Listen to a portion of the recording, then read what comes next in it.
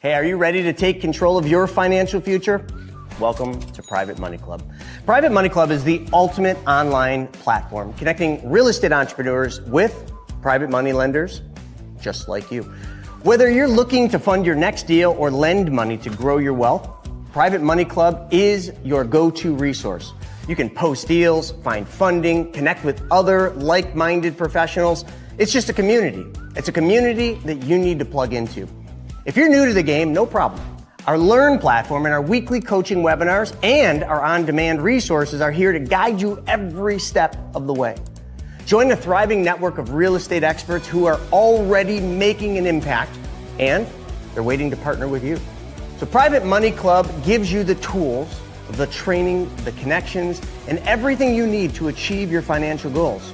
So why don't you start now by going to privatemoneyclub.com. We'll see you inside. Hey, you need to become your own bank. And it's as simple as changing one thing, and that is where your money goes first. I mean, think about it. Household debts in this country are at all-time highs. You got tons of market volatility. You got the potential for Social Security running out of money. You've got global uncertainty, political divide, and you have to figure out where you're going to put your hard-earned savings. I mean, this is one of those times in history where the rich are getting richer, and it is time to learn the secrets of the wealthy. But here's the good news. Every single Wednesday at 1 p.m. Eastern Standard Time, I put on a free webinar where I teach you how to take back control of your money by teaching you how to become your own bank. So click the link below and let's get started. So let's go into the app, because the app was created after a dating site, believe it or not. So people with money and people that need money. Phone, swipe left, swipe left. Ooh, I like that one, swipe right. You want to go on, if you got money, you want to swipe left through all the deals. When you find one you like, boom, you're connected. How much more difficult does this really need to be? This isn't rocket science. They want you to think it is, because they want control of your money. It is time to take back control of our money.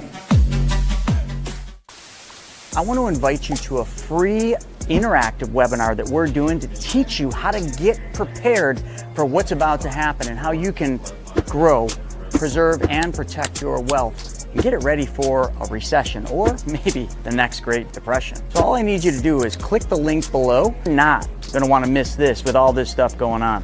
Are you sick of having your money lying around not doing anything? Well, we've got the solution for you. PrivateMoneyClub.com. Back to you, Chris.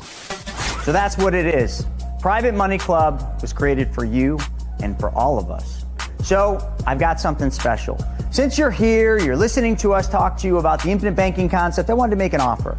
Private Money Club is something that will benefit each of you, but we've got what's called the Accelerator. The Private Money Club Accelerator is a coaching program that takes together the knowledge that you'll need to be your own bank and puts it together with the opportunities in Private Money Club so that now you learn and apply the knowledge. Check it out. We got a very special offer for you to be part of the next Accelerator coaching program and get you into Private Money Club so your money starts working for you. Hey everybody, it's Buff Finance Guy here, ready to show you how to make some serious gains. But not only in the gym, with your wallet too. Most people put their money in the bank doing absolutely nothing for them. But I'm gonna show you how it doesn't have to be that way. So take Andrew here. His money has just been sitting lazy in the bank. But all he has to do is change one thing, and that's where the money goes first, and everything changes. Just change where your money goes first, silly. Wait, just one change? Yeah, that's it. Instead of sending it to the bank, you send it to your very own banking system. And your money can grow and get stronger, just like me.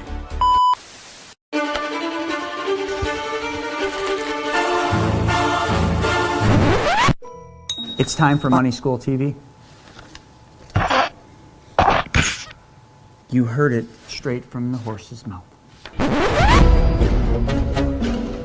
And The Money School TV strives to bring you the most relevant content of how money really works, past, present, and future. It's not a one-size-fits-all system. This platform provides you with ways to implement strategic decisions while avoiding fear-based decisions at all costs. Totally digital with new content added all the time on financial wealth creation strategies and how to regain control of your money. This 2-hour monthly group coaching with Chris Naugle is available now for only $19 per month. This is something you don't want to miss. Click the link below to get access now. Whoa! I feel great. My money's not being lazy anymore, it's getting swollen. Just like me. Attaboy, Andrew. No more lazy cash. Now your money is growing, strong, and totally under your control. Wow, thanks, Buff Finance Guy. Now I'm ready to grow my wealth and feel as good as I look. So if you want to learn more on how you can compound your money and your muscles, I'm at BYOB. You have to be a part of it. Do whatever it takes to get here. Get your ass up and come. So here we are out in Las Vegas, Nevada, at Dream Racing for the experience. We brought the whole team, the whole clan out here to race exotic sports cars like this GT4 RS. This is what making memories is all about.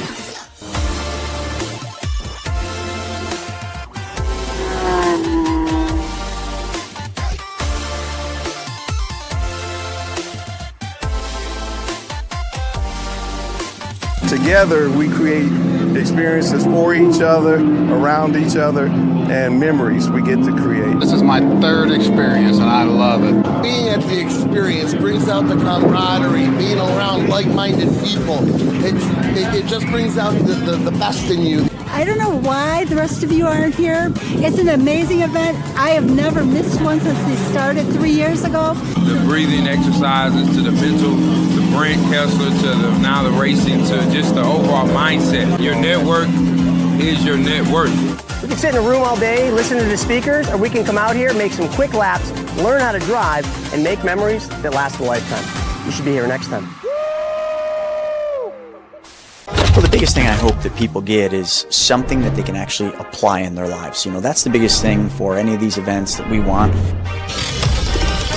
We want people to leave here not just riled up, not just excited, but actually going out and doing something that'll put them in a better financial situation, help their family. And for the speakers, my goal is that they go out and they impact the audience and bring something the audience never had exposure to that allows them to then fill in that piece that they're looking for. I'm going to be talking about more lease options. I'm going to be talking about equity shares. I'm going to be talking about a bunch of fun stuff today. Because again, I'm not here to teach about how to do those deals. I'm here to teach about how to invest in those deals. Filled with individuals that are like-minded, that are at the top of their craft, they're at the top of their game. And for anybody that's an attendee, it's just a mind-blowing experience. It's almost going to be hard to speak anywhere else but here because it was such a great experience. I felt like, I don't know. It was amazing. Nothing less than amazing, literally. At the PMC Money Tank event, which is an epic event that we're putting together that does one thing and one thing only, makes everybody money. It brings people with money together with people that need money. It's like a peanut butter and jelly sandwich. You just smash them together and everybody wins.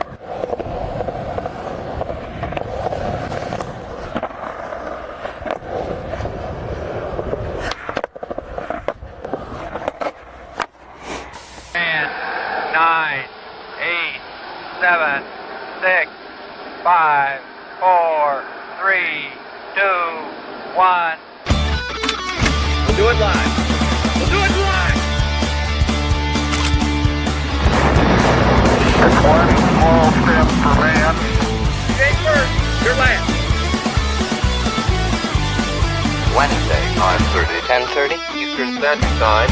Going live!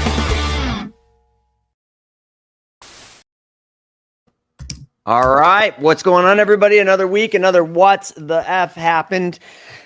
Glad you're all here today because we got a lot of stuff to cover, a lot of stuff. And things like B-2 bombers flying over Putin, just to make an example. Who's going to be the next one to run the Fed? All sorts of stuff. What's going on at Target, but not just Target. What's going on with new home builders and their sentiment toward the market. But yet, we're setting all-time highs with the stock market. So what gives? Main Street and Wall Street are even further disconnected than they've ever been before. Stephen, my co-host here, what else do we got today? Hey, what's up, guys? Yeah, like always, a lot going on in the news. Trump meeting with the world leaders, talking about Ukraine, Russia is definitely top of the headlines. Of course, the National Guard making Washington, D.C. safe again. All the residents just absolutely loving it. Just all the videos flooding out. But outside of that, just kind of normal back and forth politics seem to be headline news right now. Just everything that Trump does, the other side, just it's the end of the world. It's anti-democracy. All the rhetoric continues. And like you said, the markets just continue to keep chugging along. I mean, we're staying at all-time highs here. But with that said, the real economy, the real people in this country seem to continue to struggle, Chris. We're seeing it more and more. And so, where is that disconnect from Wall Street to Main Street? And, is it all going to come to a head at some point? And that's what we need to get ready for. So we'll get into all that today and maybe get into some ways we can start kind of guiding you guys into this and show you how we can help for sure. But looking forward to it, Chris, today. All right, let's get into it.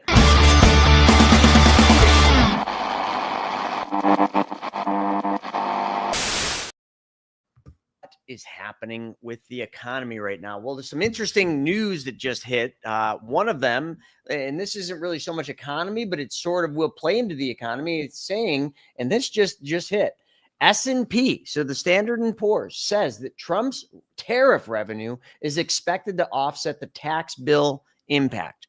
So all that fuss about the tax bill, and listen, no disrespect to Elon, I know he's your boy and everything, but he did make quite the fuss over the deficit created by the tax bill. But now looks like the revenue from the tariffs is going to offset that. But still, if it wasn't, anyway, that's a whole nother topic. But let's talk about home buyers, right? Let's talk about what's going on with home buyers. First and foremost, in the economy, I mean, like you said, Stephen, there's a big disconnect between Wall Street and Main Street. And I think that's worthy of something we need to talk about. But also what's worthy of talking about is all the foreign buyers. For the first time, here, let me go to this article. Yeah, pull that article up. For the first time in, gosh, I don't even know how long, the foreign buyers are starting to really, I don't know, how would you say this? They're essentially taking over. They're buying a lot more houses over, it's the first time in 8 months or 8 years. Gosh, I'm tripping on my words this morning. I got so much in my head to talk about. Stephen, you should probably hit this one real quick, but this is big news because, hey, foreign buyers like Chinese buyers from Canada and Mexico are buying up homes at an alarming rate. Why? Yeah, and it's definitely a good discussion too. But basically what this article is saying is international buyers bought 44% more homes across the U.S. last year, the first year-over-year increase in 8 years. The report showed that from April of 24 to March of 25, foreign buyers purchased $56 billion in existing U.S. homes, totaling over 78,000 properties. 56% of foreign buyers were recent immigrants or non-immigrant visa holders. Chinese buyers made up the largest number of foreign investors in the U.S. residential real estate, at 15%, spending over $13 billion on homes during that time span, an 83% increase from the previous year. So that's interesting. Chinese buyers are flooding in, but they were followed by buyers from Canada at 14%, Mexico at 8%, and India at 6%. The 5 states with the most international buyers were, you could probably guess it, Florida, California, Texas, New York, and Arizona. Yeah, but why New York, Stephen? Why New York? New York, because of New York City. New York City and the surrounding area has just always been a international hotspot for foreign people. Yeah, I'm back on my ultimate hatred to New York right now. We got some things happening here. I'm just sick of the state. But nonetheless, that's for another topic, not the economy. But one other thing that does play into the economy heavily is AI. You want to talk a little bit about what's happening with the AI bubble? Now, some of you are probably too young, but looking through the list of everybody who's on here, a lot of you are not too young to remember the dot-com crash in the early 2000s when tech and all the tech companies were literally valued on, well, nothing, air.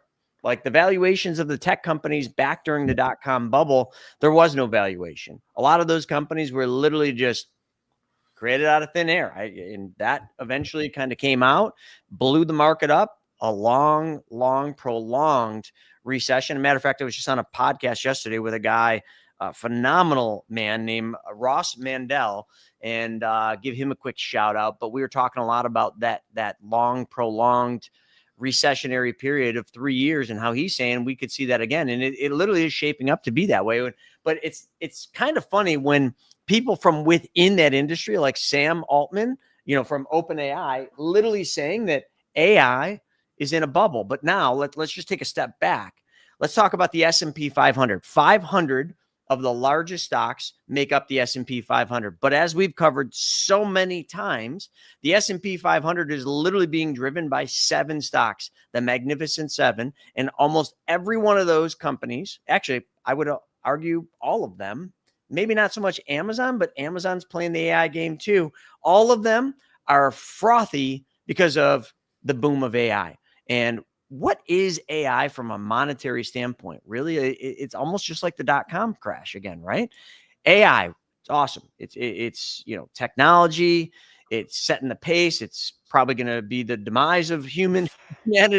I don't know. Sorry, I haven't watched Terminator 2 in a while because of AI, but nonetheless, watched it one too many times as a kid. So when you think of AI and you think of what it's doing, is it really supporting the valuations of the Magnificent Seven stocks? Is it really real? I think is the best way to say it. Stephen, what's your take on AI? This whole article talks about Altman, talking about the insane, and that's what he called it, insane valuations and irrational investor behavior. And when I read this, one of the things they were talking about is these startup AI companies are literally going out raising hundreds of millions of dollars on a pitch deck. So what does that mean? Well, just go back to the dot-com crash. It's the same thing. They're literally pouring hundreds of millions of dollars into these startup AI companies, which, to be honest, most of them will fail. And then it's just rolling and rolling. And then that could get us into a whole topic on private equity and just what's going on there and the bubble that's creating. But nonetheless, Steve, what's your take on this right here, the AI bubble? Because if that bubble bursts, holy smokes, the S&P is in trouble. Yeah, I'll set up what CNBC saying. Analysts and their analysts, they're downplaying the AI bubble worries. As Sam Altman says, some investors will be left very burnt. It's interesting. Sam Altman has a very checkered, I guess, history when it comes to tech and what he does, out there in California with his companies. He, infamously, maybe was, partners with Elon Musk in OpenAI. It was supposed to be an open source, public domain, private company. It wasn't for profit. It was for the better, for a better of humankind. Of course, Elon went on to do his own thing and move on to X. And so him and Sam Altman had a big breakup with OpenAI. Sam Altman ultimately sold the company out, sold himself to the devil. Say whatever you want about him, but basically made it a for-profit company, which is now basically what runs ChatGPT. And Sam Altman became, again, a multi-billionaire because of it. And so a lot of people say Sam Altman is very, very dishonest, in things for the wrong reasons, can't be trusted, things of that nature. Him and Elon do have a very public battle going on, as far as their thought beliefs. So take all of this, with that in mind, with a grain of salt, so to say. But what they're saying, OpenAI CEO Sam Altman says AI is in a bubble, but he's ready to keep aggressively spending on infrastructure. Altman acknowledged insane valuations and irrational investor behavior, but framed it as a typical phase in tech's boom and bust cycle. Tech's biggest names all raise capital expenditures guidance to keep pace with AI demand. With Microsoft, Amazon, Alphabet, and Meta all set to spend big. So those are the looks big like players in the Mag 7. And I think another thing here that it says valuations have become insane, which they have. And listen, like follow, Warren Buffett, a fundamental investor, arguably the best investor of all time. He is sitting in cash. He's not bulking up on the Mag 7s. He's just not, because they don't make sense from a fundamental standpoint. The valuations are so out of whack that you can't even, it's literally like, you're shooting for Mars. Now, no pun intended to Elon, because I know that's really what he's doing, but they say the valuations have become insane and capital is chasing a kernel of truth with feverish speed. And what happens when all that, like that money just evaporates? What happens when we start going back down the other side? And there's a lot of people, a lot of really smart people, all betting on the fact that eventually that's going to happen. Yes, the government has a lot to do with where the markets are and how they're propped up. And, obviously, no disrespect to Trump and the Trump administration, but, obviously it makes a lot of sense for them to try to keep the markets up, especially through next year, early next year. And I think these are all things that really, really come into play when someone's looking to make investments. I'm going to tell you, Stephen, and you've heard me say this, like, it makes me sick when I'm talking to people about investing and all you hear is, put money in the S&P, put money in the S&P, put money in the index, the S&P index. It's almost like everybody has forgotten the downside to the markets. And if AI is a major player in these insane valuations, well, we need to start paying attention to the risks that we're investing in. When we look at the S&P 500, you're not investing in 500 stocks. I mean, I guess you are, but it's largely skewed.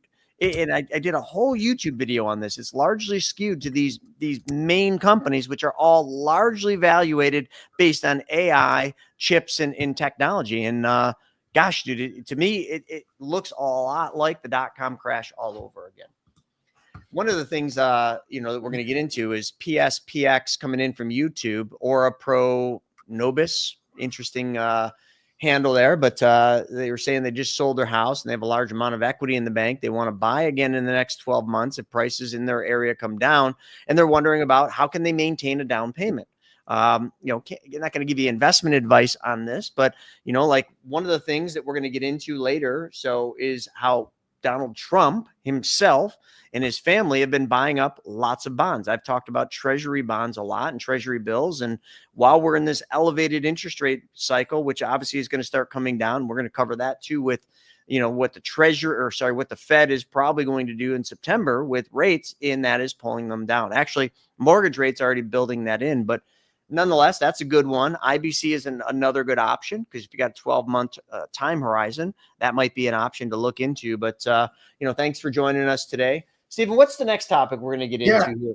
Yeah, I do want to get into those bonds. And while we're looking at the comments, just a quick shout out to Tess and Shauna. They're both down in Acapulco, Mexico at a women's mastermind, which is really cool to see. And then Dexter, of course, out there in San Diego, California, saying he's going to go visit that new robot Tesla diner in Hollywood soon in LA, which is kind of cool. So Dexter, definitely get some photos and send them over, and we'll play those on the show next week. So I think that's really cool what they're doing out there with that place. But yeah, Chris, I do want to get into these bonds a little bit, just because I thought this was fascinating. I mean, you've been talking about bonds for a long time, so maybe we can kind of get into that. But basically the headline: Trump snapped up more than $100 million in bonds while in office.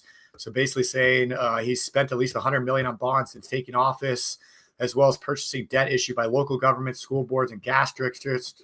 Trump bought corporate debt issued by Meta, Home Depot, and T-Mobile. Companies and other entities issue bonds to raise capital for reasons including refinancing debt, funding projects, or boosting liquidity. So Trump looks like he's been buying it up. I mean, Chris, you've been talking about buying bonds for years now at this point. I mean, is this all coming together for a reason, you think? Or I do, and I think, his play is probably a little different than mine. Mine's a lot simpler. He's buying up muni bonds and all sorts of other bonds. Now, just so you all understand, a bond, it's just a debt obligation.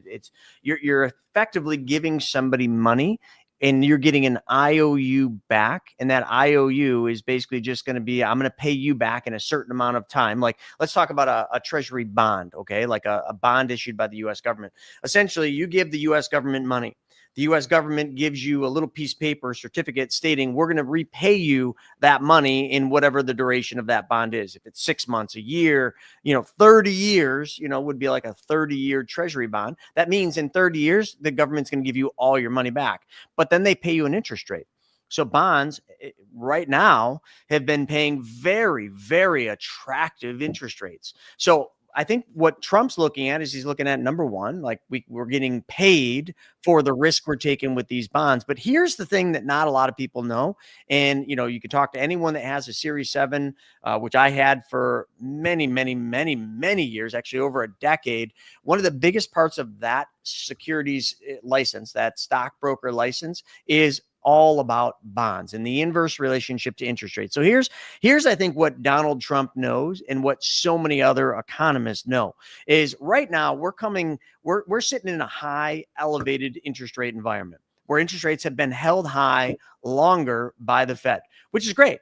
You're getting paid on your savings accounts, getting paid on CDs. And just so you all know, the reason you're getting paid a high interest rate on your savings and your CDs is because they're going out and buying treasury bills from the U.S. government, which is backed by the full faith and credit of the U.S. government. That's all they're doing. And they're making a spread on that. So if they're paying you 4, they're making maybe 4.5. They're making a spread.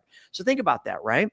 But what you'd have to understand is the inverse relationship to interest rates. So because we're at this high interest rate and Trump has been pushing hard on the Fed, really hard on Jerome Powell, and we're going to talk about who's going to replace Jerome Powell today. But when Jerome and the Fed, because Jerome is just a little puppet for them, when they start dropping rates, what will happen is interest rates will go down.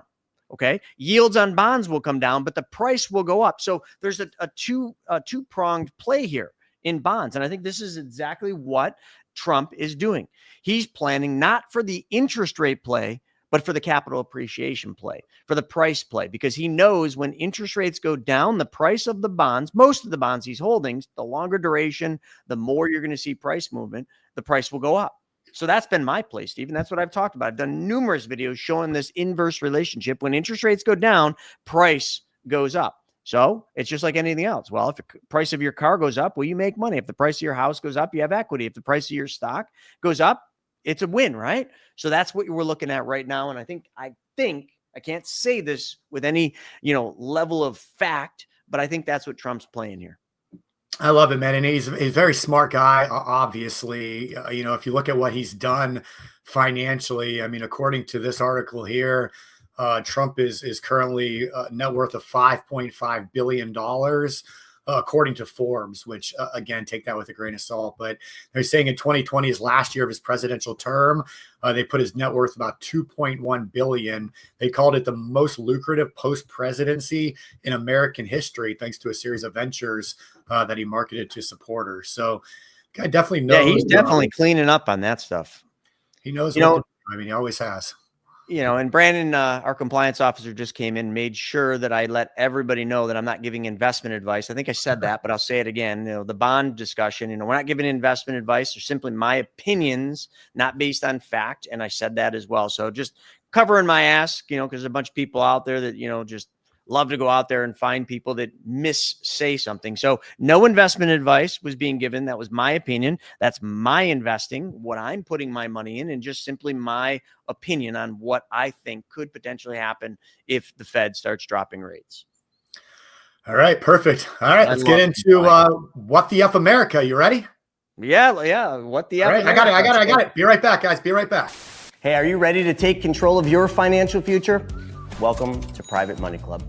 Private Money Club is the ultimate online platform connecting real estate entrepreneurs with private money lenders just like you. Whether you're looking to fund your next deal or lend money to grow your wealth, Private Money Club is your go-to resource. You can post deals, find funding, connect with other like-minded professionals. It's just a community. It's a community that you need to plug into. If you're new to the game, no problem. Our Learn platform and our weekly coaching webinars and our on-demand resources are here to guide you every step of the way. Join a thriving network of real estate experts who are already making an impact, and they're waiting to partner with you. So Private Money Club gives you the tools, the training, the connections, and everything you need to achieve your financial goals. So why don't you start now by going to privatemoneyclub.com. We'll see you inside. My fellow Americans, So you know the game. All right. Anyway, yeah, USA. Stephen, where do we go here, man? Gosh, there's a lot to talk about here. I love it. I got to say one thing though, that Private Money Club little commercial there. It's so relevant right now because I have, people that email me all the time. They see our shows, they see our stuff online, and so they're always emailing like, what should I invest in? I got 20 grand, I got 80 grand, I just sold this, and I'm looking to, move the money. They're always trying to ask me where to invest. And Chris, we aren't financial advisors. That's not what we do. We don't recommend investments. We don't place investments for you. We don't manage money. Our new PMC Wealth that's coming out very soon, even that has nothing to do with assets under management. It's simply helping and kind of showing you places that make sense and education. And that's where private money clubs become so important because it's given people a place to go. And so I always respond, first off, you want investing's up to you. You need to know it, like it, and understand it. And Chris, you coined that little phrase right there. And I use it almost every single day because it could not be more important. You have to know what you invest. You have to like what you invest in. If you don't like it, why do it? Right. And then you have to understand it, obviously, to know when to get in, when to get out, how it operates, what the exit strategies are, all of that stuff, taxes, all of those are implications. And so with Private Money Club, it not only provides a place where people can go find opportunities and connect with other people, but the education part of it and knowing what to do. I mean, it's so easy to lose money in this world, whether it's from some scam, some email that you got that like makes you invest with some crown prince. There's so much crap out there these days. People just throw it around because it's just so normal, but like, get a little education, and it's amazing what you can accomplish. So I'll get off my high horse there, but I just got like 3 emails yesterday, like asking this. I'm like, go to Private Money Club, guys, learn what we're doing and go out there and do it. It's not hard. Anybody can do it. Yeah. So, Well, in about 30 days, we'll have financial advisors. We'll actually literally be able to say that PMC Wealth has financial advisors. It's not me. It's not you. I'm not getting relicensed, and I'm sure you don't want to either, but we're going to have a whole team of financial advisors with PMC Wealth, our registered investment advisor that is coming soon. But it is let's just call it a reimagination of the registered investment advisory world, the financial advisory world. Like you mentioned, less focus on AUM, more focus on true fiduciary financial advice, giving people real advice, what they're looking for, because they're asking you, they're asking me, they're asking everybody, like, what should I invest my money in? We can't give you financial advice because we're not licensed as a financial advisor, but our licensed investment advisors, our investment advisor representatives, as you call them over at PMC Wealth, they can. And how we're doing it, or how they're doing it, I should say, is they're doing it on a retainer-based kind of model where you buy a membership into the RIA, very inexpensive in some of the levels, and you can get financial advice, reviews, all the tools, amazing technology platforms, and everything else. So it's all coming soon. So listen, the day of us saying, hey, we can't give you investment advice is actually going to be replaced by, hey, maybe you should talk to our investment advisors over at PMC Wealth. I think they certainly can point you in the right direction and give you fiduciary advice based on what your needs and goals are. So, hey, that's coming soon. Not to, call that, but let's talk a little bit about the USA. Get into the USA, Chris. And I want to start out real fast because I just saw a comment over in the comments over here coming in from YouTube. It looks like Moral Logic. All right, cool name. But I love that comment. Yeah, they were saying AI is accelerating ignorance. And I get worried about the same thing. And I just saw this image the other day. This was from Visual Capitalist, and it's based on the SEMrush study of 150,000 citations conducted in June of this year. So they were kind of analyzing where AI gets its facts. And so this is looking at top domains, language learning models, which are LLMs, like ChatGPT and Perplexity. So when we look at that, 40% of AI facts are coming from Reddit. Now, Chris, I don't know if you've ever spent any time on Reddit, but I don't know if there could be a bigger dumpster fire of an internet platform than Reddit these days. So have you ever been on Reddit takes the cake as being the biggest dumpster fire of misinformation, false information, and just pure garbage. But yet that's where AI is pulling its facts from.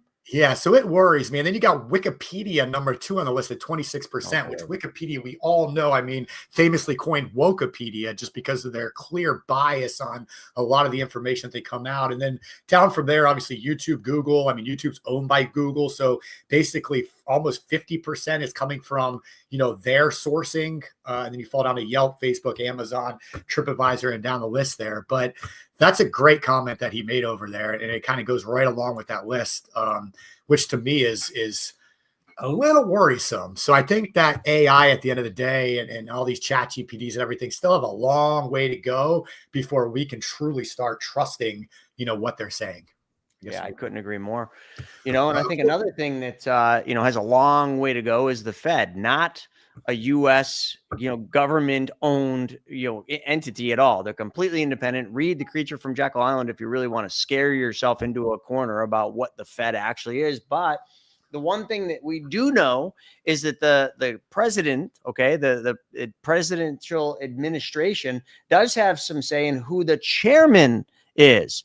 And there's a lot of news right now about who the Trump administration is going to pick for the chairman. And one of the things, back in the day, I used to watch The Apprentice. I think all of us did. It was pretty entertaining. You're fired. Well, there's about 11 people right now in the running for the Fed, or that Trump has picked to kind of be good candidates for the Fed. So how many of them are going to actually go through the you're fired kind of thing? So here's the first pick right now is this Stephen Moran guy. What's your take on this, Stephen? You got the article up.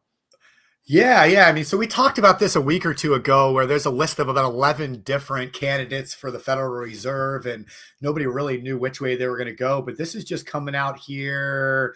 This was a political article from very recently, just yesterday, actually, saying the White House aims to fast track key Federal Reserve pick. The administration officials want Stephen Moran in place for the mid-September Fed meeting. So I believe that the term ends next March, but it looks like they're trying to get him in there now and get him starting to influence what's going on. So the White House is working over the August recess to build momentum for a key Federal Reserve nominee the administration wants in place next month. Stephen Moran, whom President Trump tapped to temporarily serve as the Federal Reserve's board, has been meeting with members of the Senate Banking Committee, which will need to greenlight his nomination before the full Senate can vote on confirmation.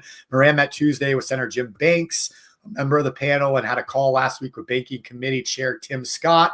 Moran is scheduled to have additional meetings with senators in the coming days, with invitations for one-on-ones extended to Republican members of the banking panel. So they're pushing hard. They're moving fast with this, and it looks like they want him in. So we'll see if that's what they want in. But hold on a second. I'm gonna upset the flow here. Please. This is brand new news. They were saying that Trump's pick is actually more looking like it's going to be Hassett than it is Moran. But everybody's saying Moran is the better choice, but Trump's leaning toward Hassett, which is another article right on CNBC. Hassett likely to be Trump's pick for Fed chair. Though Warsh is more qualified, CNBC survey finds. So that's an interesting turn. And this is that whole, this is that whole apprentice kind of thing. Like, who's the one? Now, it doesn't matter who thinks is going to be the one. It's really who they decide to pick at the end of the day. And that comes down to Trump. Yeah. And actually, now that I'm looking through this, and I apologize, I have not looked at this. It looks like maybe Warsh. It looks like maybe Stephen Moran is being put in place on the Federal Reserve Board, not to lead as the chair to replace Powell. So I think that's maybe where we're a little confused. So Trump is wanting Hassett to be the pick to be the Federal Reserve, head of the Federal Reserve, to replace Jerome Powell. So it looks like that's what's going on. Two separate things happening at the Federal Reserve right now. Now, here's an interesting take. Now, Powell, if I'm not mistaken, didn't Trump have something to do with putting Powell in as the Fed chair? Like, wasn't he involved in that? Yeah, he kept him in. I mean, he put him in this first term, and then he kept him in this go around. So it's kind of like when you say that, if your kids are, acting up, you're like, I brought you into this world and I can take you out. It's kind of like what Trump's doing now with the Fed chair. I brought you in and I'm going to take you out. Yeah, absolutely. And Trump, his first term, had a lot of, call them what you want to call them, people that, probably weren't exactly pro-Trump and people he could trust in his first term. It seems like you don't say from that. And yeah, you don't say. and maybe learn from that and has made some corrections this turn. And that's where Trump really, that's one of the reasons he's so successful is he's able to pivot. He's able to read the room and he's able to make moves when things aren't going his way. I mean, we'll get into that a little bit with this Russia and Ukraine discussion. If he's pushing one way and he sees it's not working or it's not popular or whatever the case might be, he's quick to turn and go a different direction. And so, that's what looks like what he's done with a lot of these different picks. Well, there's a couple other things here in U.S. news. Tulsi Gabbard, if I said her name right, she stripped 37 security clearances over Obama-ordered intel report that launched Russiagate. Now, there's been a lot of stuff about this Russiagate as to whether or not it was a hoax made up by the Obama administration and the Democrats, but looks like Tulsi's, pulling ranks here and stripping some security clearances from people. I think that might tell you a little something. And that's a great commercial you got playing there, Stephen. What is that, a little bug? I don't know what's going on here. That's not even on my screen. Pop-ups. Who needs a security system for their house? There it is. Another one. Yeah. There we go. These online websites are so ridiculous with the pop-ups and the ads, but nonetheless. All right. So the Russiagate, the influence in the 2016 election, if you don't remember that, I don't know how, that was the big rage is that, Trump originally was, collaborating with Russia on different things. It was all basically a hoax, but it's all starting to come out now. And my gosh, if you think about it, it takes so long for the truth to come out on some of this stuff. But Tulsi seems to be onto something here. And she's definitely leveling the playing field. I haven't read this entire article, so I'm not going to speak too much about it, but it is definitely worthy of keeping tabs on it. We all know that Putin was just in the U.S. or in Alaska. Well, yeah, the U.S. in Alaska meeting with Trump. And, we'll cover that one in a little bit. But is there anything else you want to cover with this one here where, Trump and Putin, here's my take, all right? I think a lot of people in the U.S., I think, generally, they don't understand the power that Russia has, and they don't give Russia the credit that I think sometimes Russia deserves. I mean, Russia's a world power. If you really talk to anyone that lived in Russia or understands Russia, it's an economy to be reckoned with. I mean, and not only that, it's a military. I mean, you can't really tell that from the Ukraine war, but it's a military, a nuclear arsenal bigger than ours, if I'm not mistaken. So when you think about Putin, he's been in power for a long time, ex-KGB, not, in my opinion, a dude I'd want to mess with. But, when you look at the way that the Democrats, or I should say Biden, handled Putin, they sort of just shunned him. They just ignored him. They didn't talk to him. They never did. Where Trump, he meets with him. He's bringing him in. Good, bad, or indifferent. You could, but some of the Democrats are like, well, that's because he's colluding with him. No, he's not.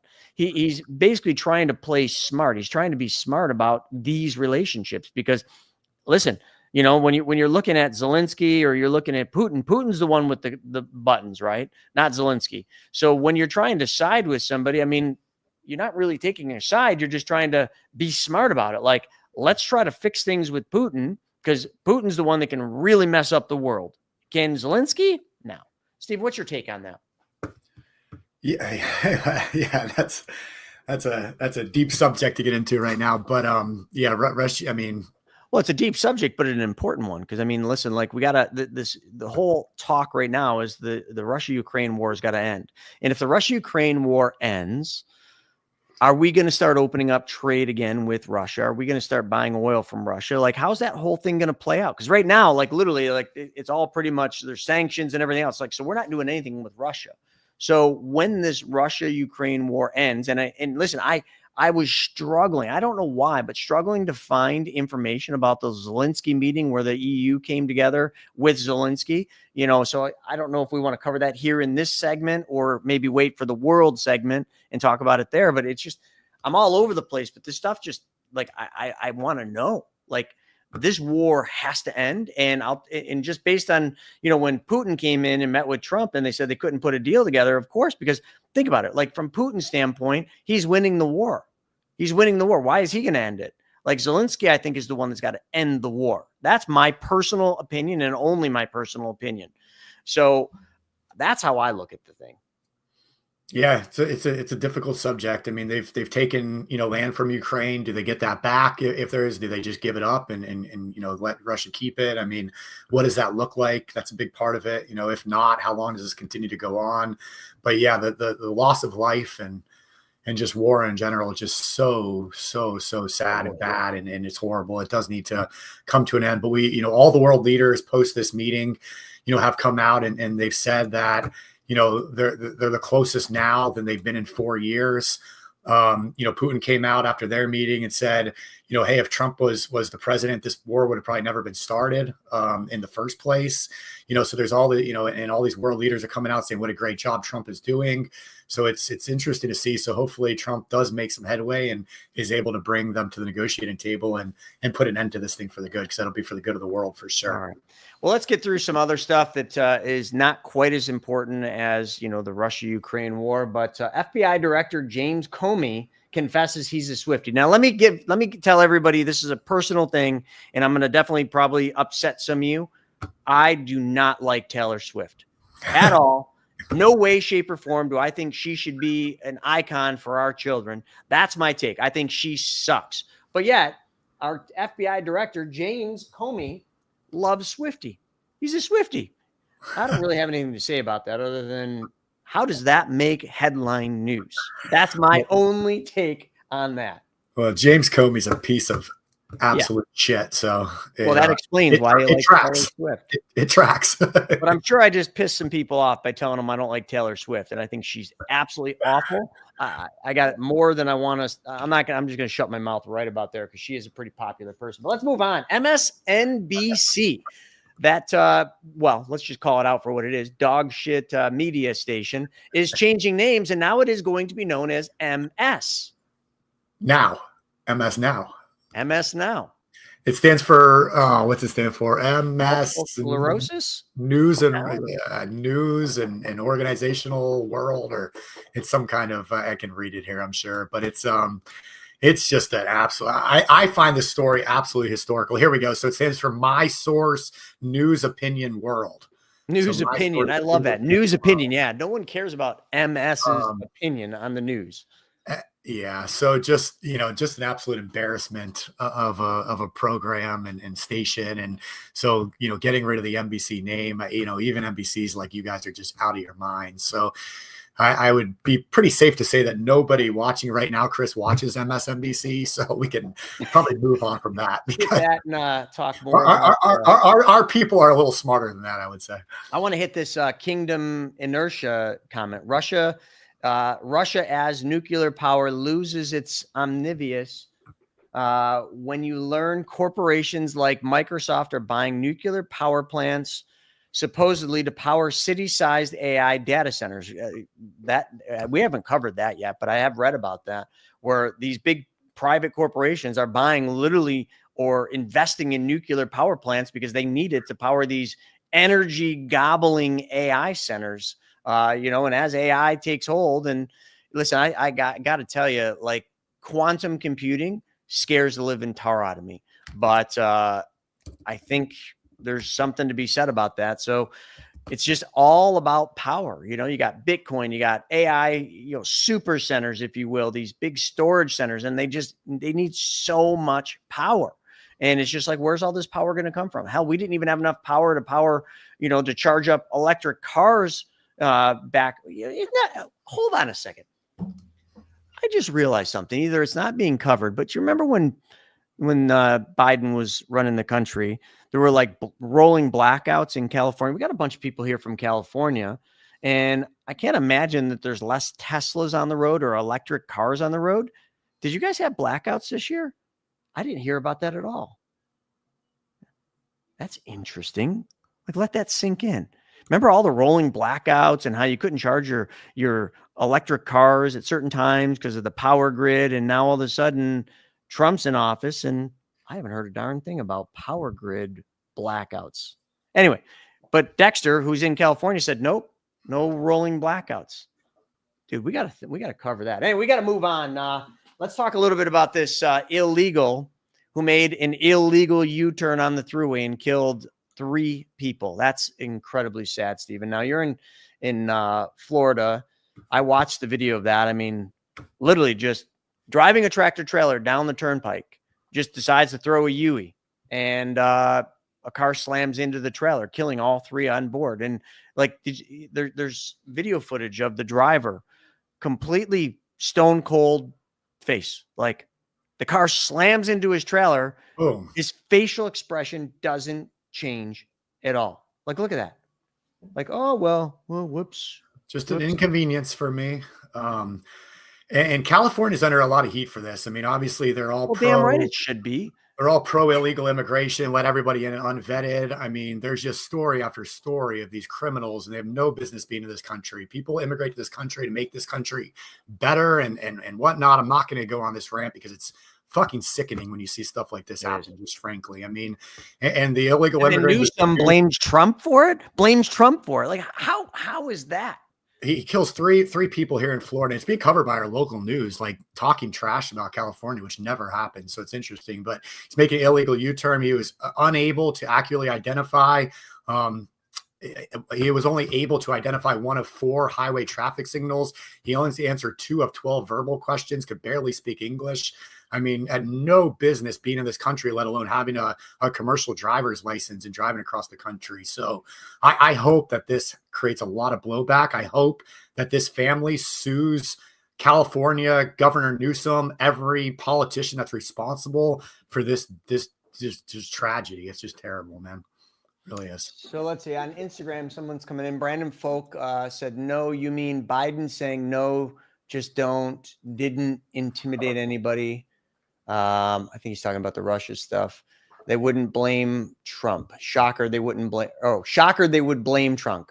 Sorry, I got to get my glasses on here, Brandon, to read your stuff. But yeah, shocker, right? Shocker, they blame Trump for that one. Yeah, blame Trump for everything. But you know, the good news is like it's getting less and less news press. Like, you got stations like CNN, which I don't watch, but like literally giving Trump credit. Like, never thought I'd see the day. You saw that stuff, right, Stephen, where CNN is giving Trump credit for like what he's doing with the tariffs and everything else. Like, never thought I'd see the day. Yeah.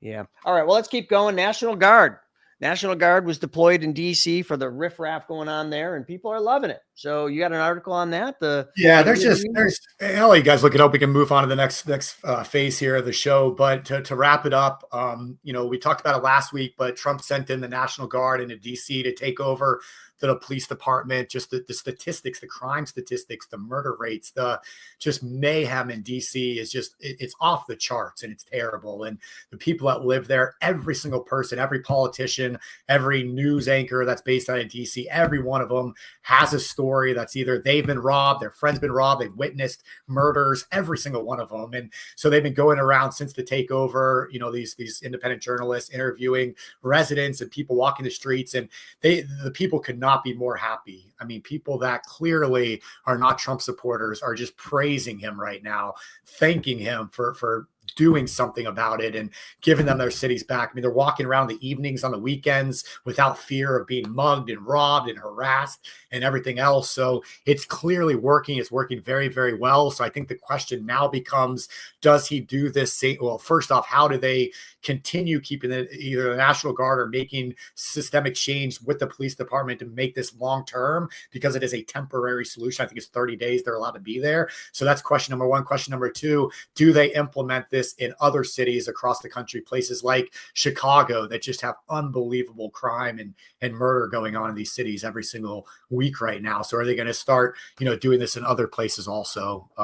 So we'll keep an eye on that, but it's a wonderful thing to see it happening, especially in our nation's capital. I love it. Well, let's move on to the next segment, and we're going to talk about the world.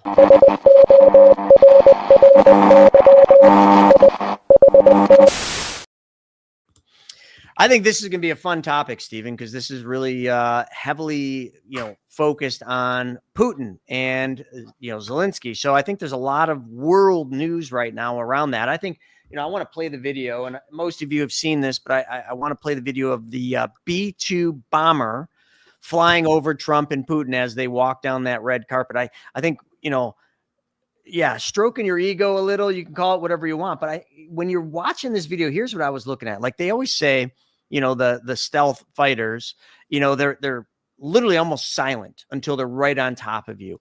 And so when you look at this scene right here, before you play this, Stephen, you know, you got Trump and you got Putin walking, you know, down through the runway.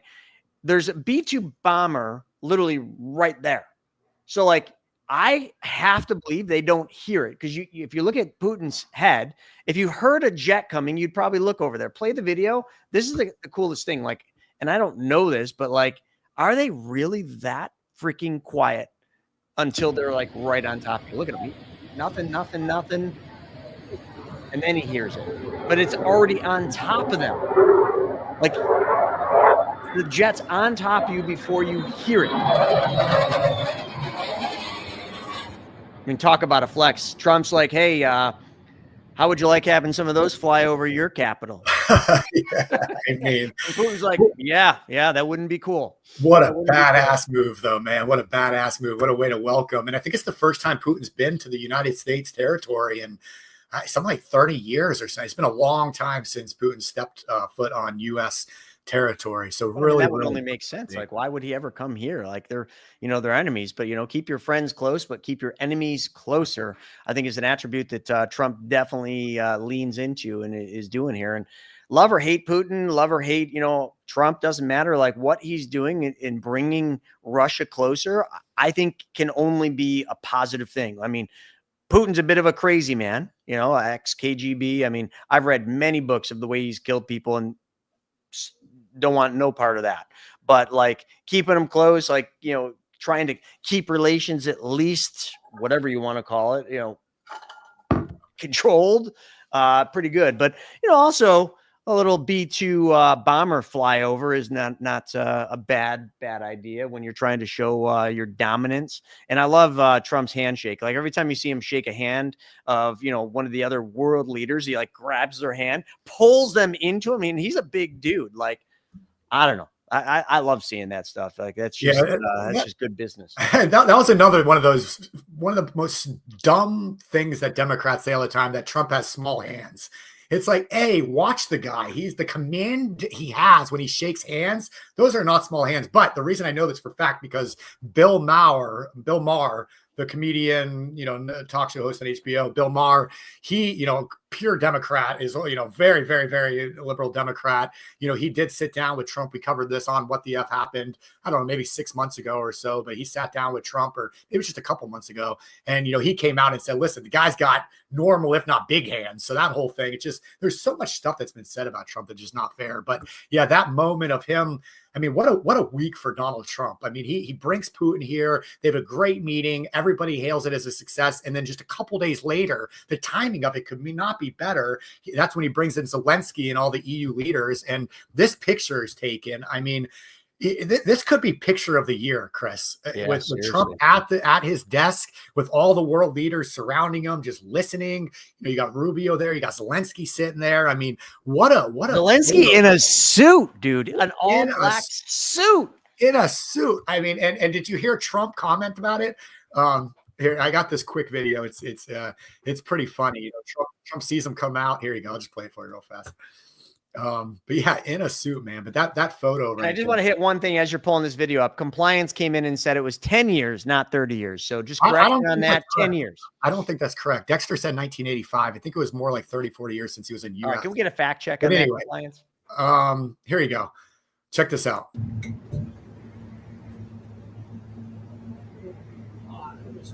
best I had. You can't really hear him there, but he goes, oh, and you got the suit on. He goes, I love it. You look good. Like that. That's awesome. Trump just being Trump, man. It doesn't get better than that, does it? He does look pretty good. Like, compared to his normal, like, black crew neck sweatshirt, it does look good. Yeah. Well, let's hit some of these comments. I like them. Classic photo op coming in from Capital Flow Solutions. Capital Flow Solutions, and I'd love to get a fact check on this. Hillary, are we referring to Hillary Clinton? Said she would recommend Donald for a Nobel, I would assume, Nobel Prize. I would highly doubt that. So I don't think doubt that, but maybe we can get a fact check on that, and also fact check on when the last time Putin's in the U.S. is.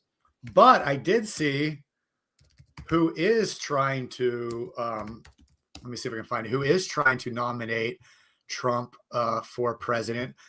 Where's the video? So a bunch of Cambodian monks actually came out. I just saw this.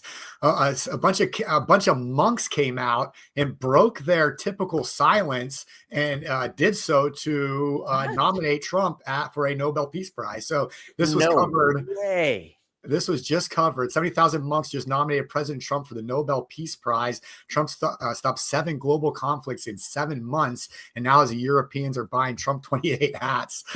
Trump says he's not ending the Ukraine war for awards. He just wants a ticket to heaven. But kind of cool to see the monks. What a statement out there, huh? I don't know if that's true, but Fox News covering that. I just thought it was kind of funny.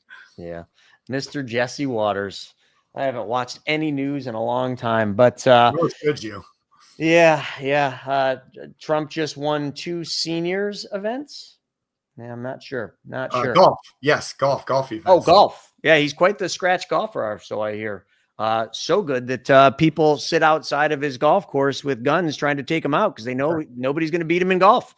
Anyway, on to, I think that's perfect because that brings us to one of my favorite segments, which is Just What the F. But before we get to Just What the F, Stephen, don't we have something coming up that you want to talk a little bit about? We got PMC's Money Tank coming up in Orlando, but we've got a really cool thing we're doing with Money Tank for all the early buyers of tickets for Money Tank. Do you want to cover that for a second? Yeah, absolutely. So we have Labor Day coming up in a couple weeks here, about a week and a half.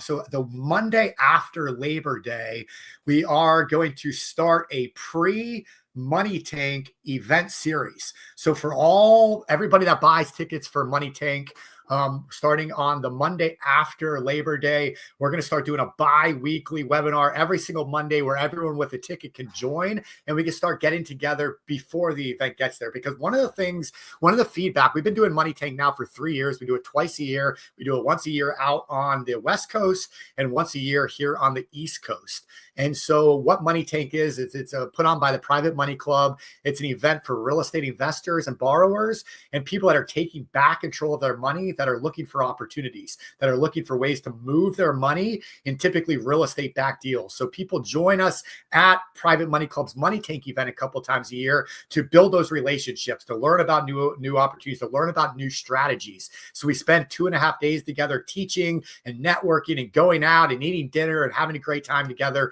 So the next one coming up is going to be November 7th and 8th.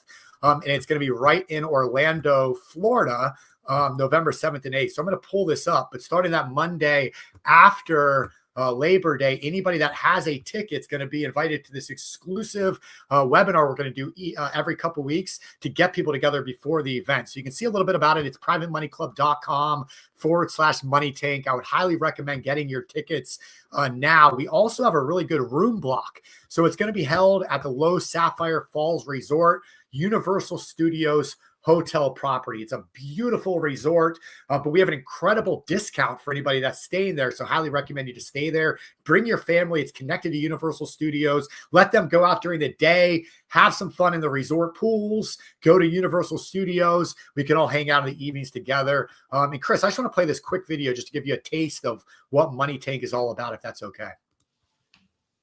PMC Money Tank. I'm telling you right now, you're missing out on a treat. This is the ultimate watering hole for lenders and borrowers. If you've got decent deals, you'll find the funding for it. The networking here has been fantastic. Absolutely phenomenal. Tremendously beneficial. Oh my gosh, so many people to network with. First day, I probably met 5 or 6 people. They show me ideas, I show them ideas. We're actually on stage about 20 minutes ago, and since then, I've already had about 20 people reach out. There are several people that I probably will be doing business with. I have like 15 private lenders ready to fund my deals. The people here are amazing and so welcoming. You walk in, everyone greets you right away. No one is a stranger. It's just an amazing and comfortable place to be. There's so much stuff that I've been able to learn that I didn't know. I've had aha moments over and over again. They talked about normal rates of return, not 6%, we're talking about 10%, but in a way that's ethically sound and stable. It's full disclosure, but helps walk you through everything. They even talk about it on stage of like, we've already made the mistakes, so here we are, and we're teaching you to not make the same mistakes. You get to learn from us. You get to just follow our direction and just see what you can do. I've gotten great things out of the virtual events, but there's no comparison to actually coming here, experiencing the energy, and getting to meet all of the people. Everyone. All right, so that's a little preview of that video. I'll share the link over in the chat box, privatemoneyclub.com/money tank. Check it out. Get your ticket. Book your hotel room while we got that huge discount on the rooms for you guys. I mean, a regular room there is about $600 a night. With the room block, it's like a third of that right now. So it's really cool stuff going on. So I'm looking forward to seeing everybody. It's going to be awesome. All right, let's move on to my favorite segment of the show, Just What? What the All right, we got to go over to China for this first one. They've got a doll that's flying off the shelves. China's Pop Mart, which is the name of the company, their profits soared 400% as this Labubu doll is flying off the shelf. Now, I didn't think anything of this until I saw what this doll looks like. Steven, show the doll. I can show you some ads and pop-ups. I don't know if I can show you the doll. Let me. It's the ugliest doll I've ever seen in my life, and that is not the doll. You know, I've been hearing about this on social media, and I have no idea what it is. So let's look at this together. It's actually frightening looking. So that's it. It reminds me of Taylor Swift. Like, look at that thing.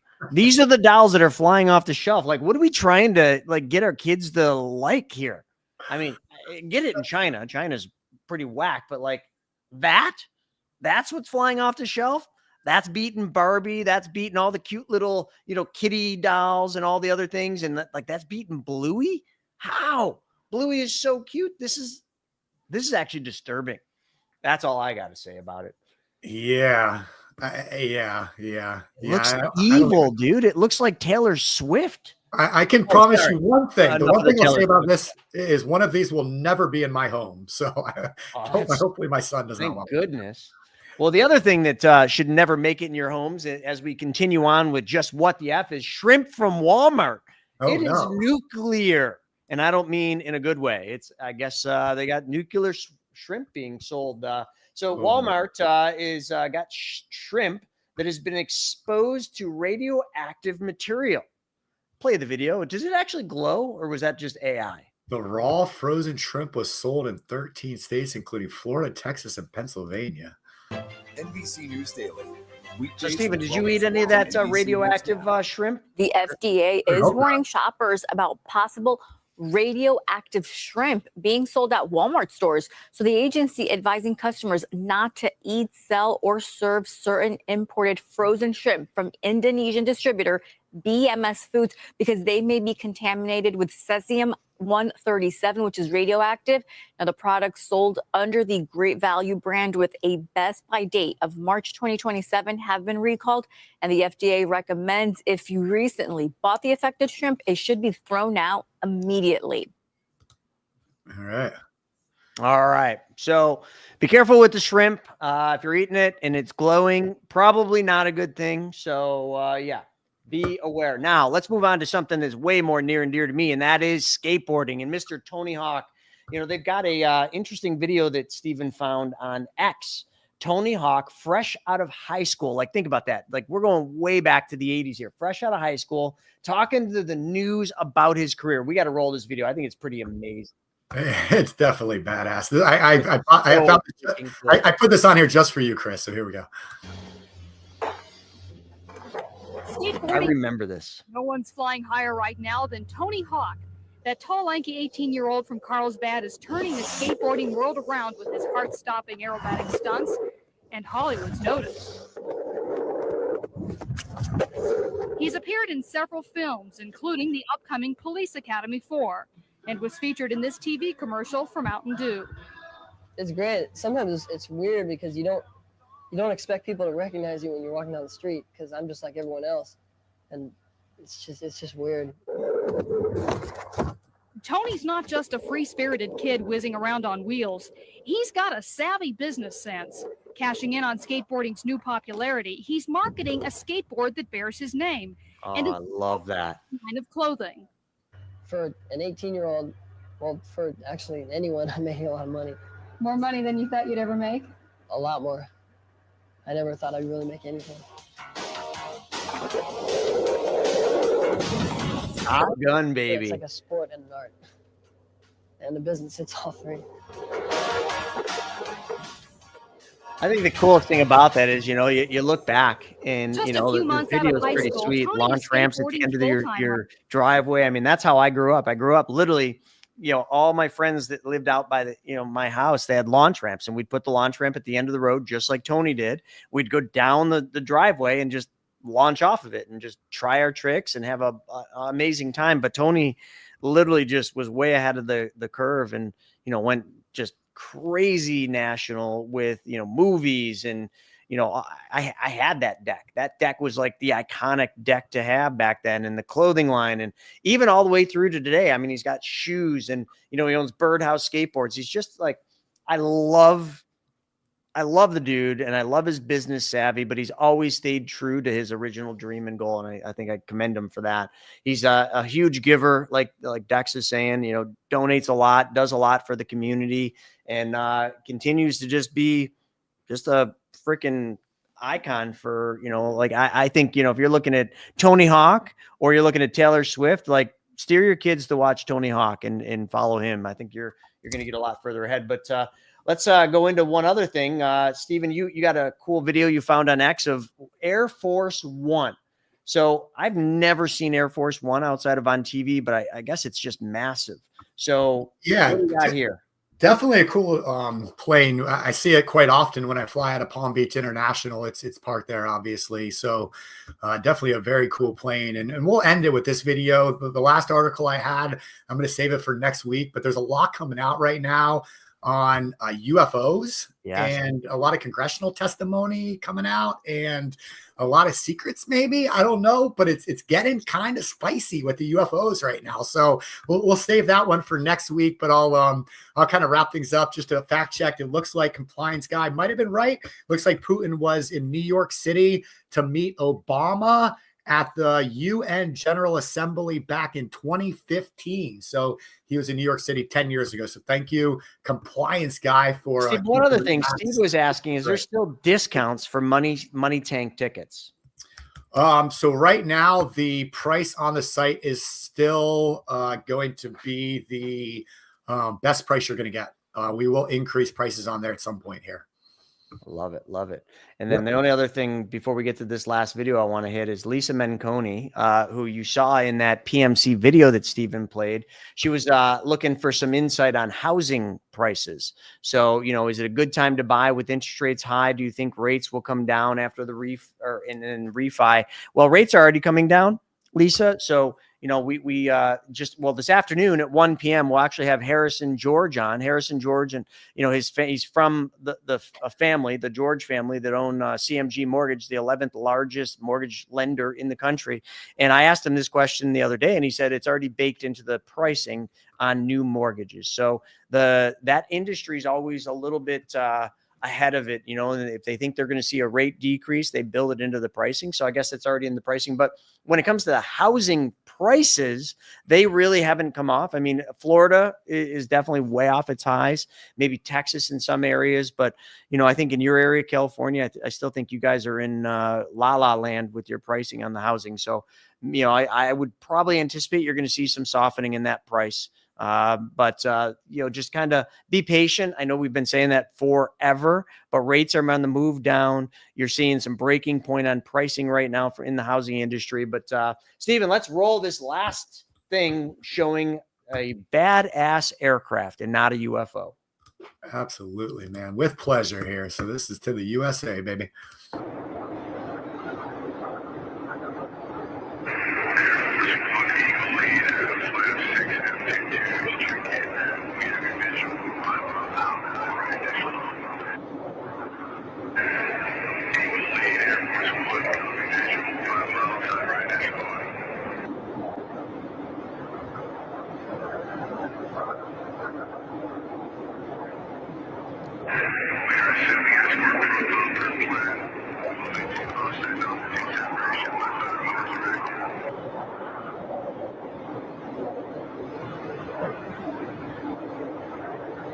You sure that's not AI, Stephen?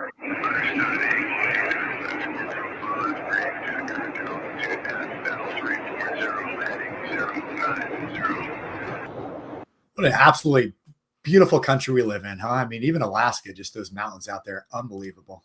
Well, I give a lot of props to the U.S., flying 6 F-22s. When I travel, not quite like that, 1 or 2 F-22s, escorting me to wherever I'm going. But, Donald Trump, 6, let me count, 6 F-22s backing up, Air Force One. So I mean, at this point, you could probably have 6 Porsches riding with you, Chris, right? I mean, how many do you have now? It's like BYO Porsche is growing, baby. Yeah, I'm still on a moratorium for flying. I haven't been on a plane since that last little episode. I've been driving where I'm going, and it's been a lot of fun. It'd be a cool video is get you on a skateboard with the Porsches all on your tail and you're skateboarding with the Porsches following you. Yeah, like that Gleaming the Cube. Remember that movie? Tony Hawk was in that one too with the Pizza Hut truck. Oh gosh, so many memories. How many of you in the chat remember that movie, Gleaming the Cube? It was a movie I watched over and over and over again.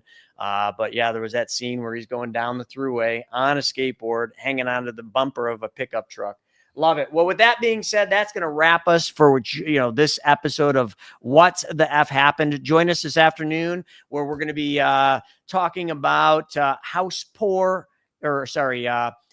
rich, cash poor, and some of the problems right now in the U.S., but how to tap into that hidden equity buried in the walls of your house. So this is a 4-part series we've been doing with Harrison George of CMG. And this is going to be week number 3, and we are surely not going to disappoint. We're gonna pull out the big guns today. The vaults is going to be pulled out, and we're going to be showing you some of the numbers, the mathematics behind why this strategy works. With that being said, Stephen, it's been super fun, and I look forward to seeing you at 1 o'clock this afternoon, 1 o'clock Eastern. If you want to register for that wealth webinar, just go to chrisnaugle.com, scroll down 3 index finger swipes, and you'll see it. Wealth webinar. We'll see you this afternoon. Till then, thanks for joining us. See you guys.